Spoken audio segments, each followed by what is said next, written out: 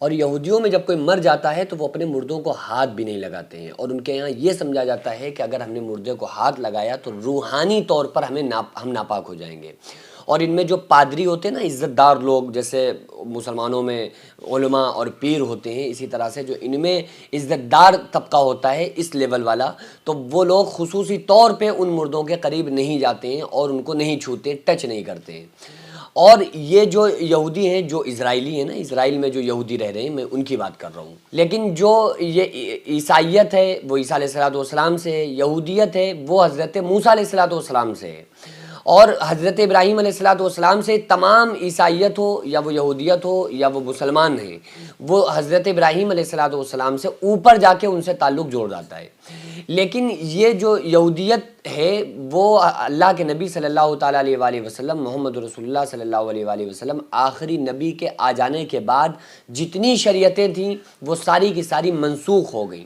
تو اب ان چیزوں کو فالو کرنا پھر یہ اس چیز کی اجازت نہیں ہے، چونکہ حضور صلی اللہ علیہ وآلہ وسلم کا، ہمارے نبی کا ذکر ہر کتاب کے اندر موجود ہے، چاہے وہ توریت ہو، حضرت موسیٰ علیہ السلام پر نازل ہوئی، اس میں بھی ذکر ہمارے نبی صلی اللہ علیہ وآلہ وسلم کا، عیسائیت میں ذکر ہمارے نبی صلی اللہ علیہ وآلہ وسلم کا، ہر نبی نے ہمارے نبی صلی اللہ علیہ وآلہ وسلم کا تذکرہ کیا، ذکر کیا، اور اس چیز کو اپنی امت کو بتایا کہ آخر الزمان محمد صلی اللہ علیہ وآلہ وسلم پیدا ہوں گے، ان کے بعد کوئی نبی نہیں ہوگا، اور انہی کی شریعت پر عمل کرنا۔ اور جبکہ انبیاء علیہ السلام کی یہ تمنائیں بھی رہیں، انہوں نے یہ دعائیں کی، نوح علیہ السلام کے پاس ایک مرتبہ ایک فرشتہ آیا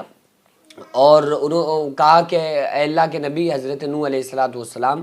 آپ کو اللہ تعالیٰ نے 1050 سال عمر عطا فرمائی، 1050 سال، آپ نے اس دنیا کو کیسا پایا؟ تو حضرت نوح علیہ السلام نے فرمایا کہ ایسا جیسے ایک دروازے سے گھسا اور دوسرے سے نکل آیا۔ تو فرشتے نے بڑا تعجب کرتے ہوئے کہا کہ آخر الزمان محمد صلی اللہ علیہ وآلہ وسلم پیدا ہوں گے،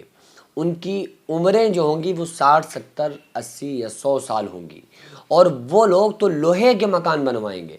تو حضرت نوح علیہ السلام نے فرمایا تھا کہ اگر اللہ تعالیٰ مجھے ان کا امتی بنا دیتا، مجھے اس قوم کا نبی نہ بناتا، مجھے ان کا امتی بنا دیتا، تو میں ایک سجدہ شکر 60 سال کا ادا کرتا۔ اب آپ سوچ کر دیکھیے کہ انبیاء علیہ السلام کی یہ تمنائیں رہیں کہ کاش میں اس قوم کا نبی نہ ہوتا بلکہ محمد رسول اللہ صلی اللہ علیہ وآلہ وسلم کا امتی ہوتا، اور یہی درس ہر نبی نے اپنی قوم کو، اپنی امت کو دیا، اپنے ماننے والوں کو بتایا۔ تو اب اس نبی کو بھی اگر آپ فالو کر رہے ہیں تو آپ کے لیے ضروری ہے کہ جو اس نبی نے بتایا ہے ان کی بات کو ماننا۔ مسلمان تو سارے نبیوں کو مانتے ہیں، مسلمان ہر نبی پر ایمان رکھتے ہیں، کیونکہ ہمارے نبی نے بتایا ہے کہ بھئی ہر نبی پہ ایمان رکھنا ہے۔ ہر نبی کی شریعت تو ہم نہیں مانتے، شریعتیں تو منسوخ ہو گئی، طریقہ صرف ہمارے نبی صلی اللہ علیہ وآلہ وسلم کا چلے گا، لیکن ہمارا ایمان تو ہے نا ہر نبی پر، آمنت باللہ و ملائکتہ و کتبہ و رسولہ، تمام رسولوں پر جب تک ہم ایمان نہیں لائیں گے ہمیں اسلام مسلمان ایکسیپٹ نہیں کرے گا۔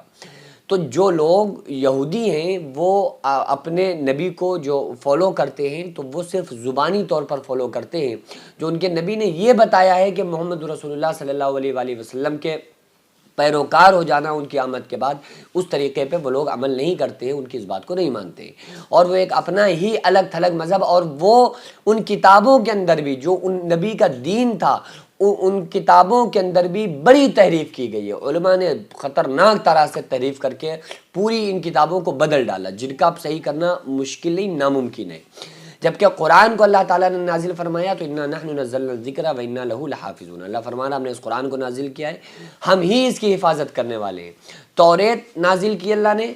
سچی کتاب ہے، آسمانی کتاب ہے، ہمارا اس پر ایمان ہے، لیکن اس میں تحریف کر دی گئی، اس کو بدل دیا گیا۔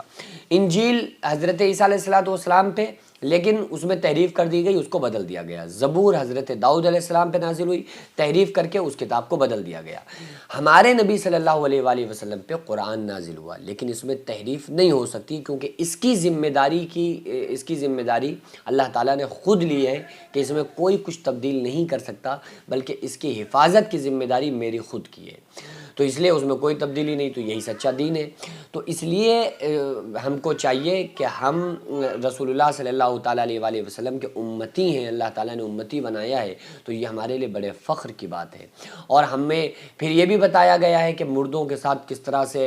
پیش آنا چاہیے، ان کے کفن دفن کرنے میں کتنا بڑا اجر و ثواب ہے، جبکہ ان کے یہاں روحانی طور پر انسان ناپاک ہو جاتا ہے اگر مردے کو ٹچ کر لے، مردے کو چھو لے۔ تو جو کفن دفن دیتے ہیں نا اس کی تو ضرورت رہتی ہے، تو جو کفن دفن کرتے ہیں وہ متبرک لوگ نہیں کرتے ہیں، جو عزت دار علماء، ہمارے یہاں علماء کرتے ہیں، کفن پہنا رہے ہیں، علماء ہمارے یہاں قبر کے اندر اتار رہے ہیں، لیکن ان کے جو رہبر ہوتے ہیں نا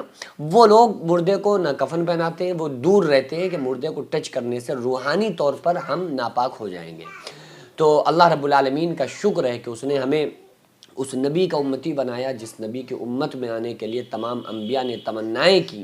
اور الحمدللہ ہم اس نبی محمد رسول اللہ صلی اللہ تعالیٰ علیہ وآلہ وسلم کے امتی ہیں۔ اللہ رب العالمین سے دعا ہے اللہ تعالیٰ ہم کو ہمارے نبی صلی اللہ علیہ وآلہ وسلم سے سچی اور پکی محبت کرنے کی توفیق عطا فرمائے اور شریعت مطہرہ کا پابند بنائے۔ وما علینا الا البلاغ۔ السلام علیکم ورحمۃ اللہ تعالیٰ وبرکاتہ۔